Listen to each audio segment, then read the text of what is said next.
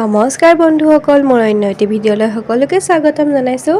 আমাৰ যিহেতু ফাইনেল পৰীক্ষা চলি আছিলে আৰু আজি আমাৰ ফাইনেল পৰীক্ষা শেষৰটো দিন আৰু এইখিনিতে কথা এটা কৈ লৈছোঁ, আমাৰ ইউনিভাৰ্চিটিৰ PG এণ্ট্ৰেঞ্চৰ ফৰ্ম ফিল আপ হৈ আছে।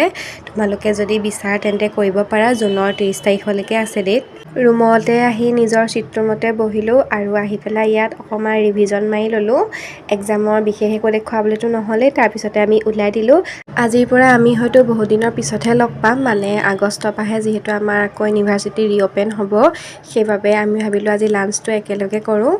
সেইবাবে আমিও হাইৱে কাষতে থকা বৰঘৰ বুলি হোটেল এখনলৈ আহিলোঁ। আচলতে আমিও ইয়াত ইমান এতিয়ালৈকে ভালকৈ চিনি পোৱা নাই, সেইবাবে চবৰে সুবিধা মিলাই ওচৰ হোৱাতে আহিলোঁ আৰু এইফালে আমাৰ লগত আহিছে কামাখ্যা, নয়না, ৰিম্পী, আইমি আৰু এয়া গীতাঞ্জলি, বৰষা, তাৰপিছতে পাপৰি আৰু অভিলেখা।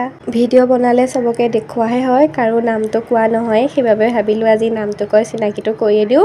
আৰু আমাৰ এইফালে কলীয়াপানীত ইমান ৰ'দ দি আছিলে, কিন্তু যোৰহাট পাওঁহি মানে ইমান ডাঙৰ বৰষুণেই আহিলে। অন্য এটা ভিডিঅ'ত তেন্তে আকৌ লগ পাম। আজিলৈ সামৰিছোঁ দেই।